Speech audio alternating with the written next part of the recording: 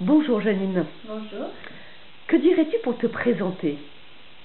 Mes fonctions de psychopédagogue auprès d'enfants et d'adolescents qui se confrontaient à un handicap, à des troubles du comportement ou à une difficulté plus ordinaire en lien avec leur contexte familial ou avec leur histoire singulière, les rencontres avec les parents et leurs enseignants m'ont fait mesurer l'importance et l'intérêt de l'accompagnement, de la parole, de l'écoute, de la relation.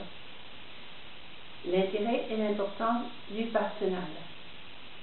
J'en ai analysé les conditions et les effets dans une thèse clinique de doctorat en sciences de l'éducation, puis dans les 2 livres qui ont suivi.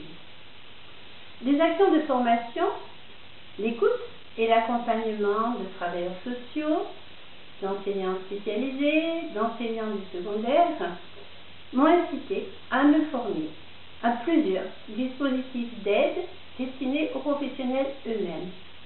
Cette formation est passée par plusieurs voies, dont un DU en analyse de la pratique professionnelle. Pourquoi ce livre et quelle est l'originalité de son approche?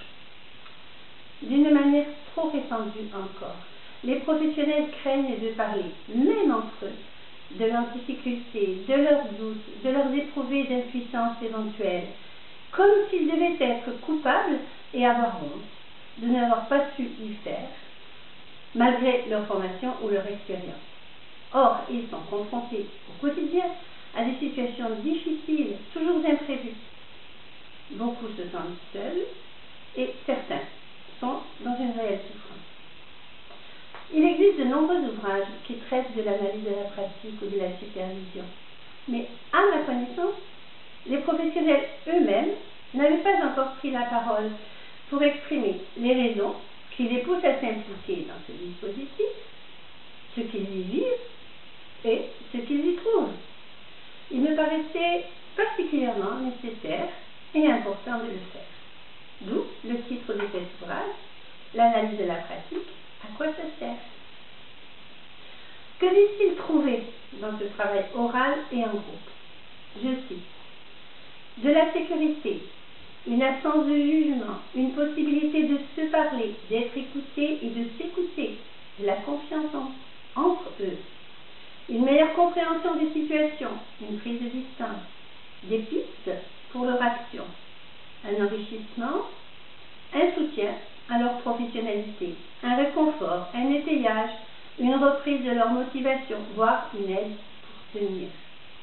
Le désir de travailler entre eux, la cohérence de leur position professionnelle.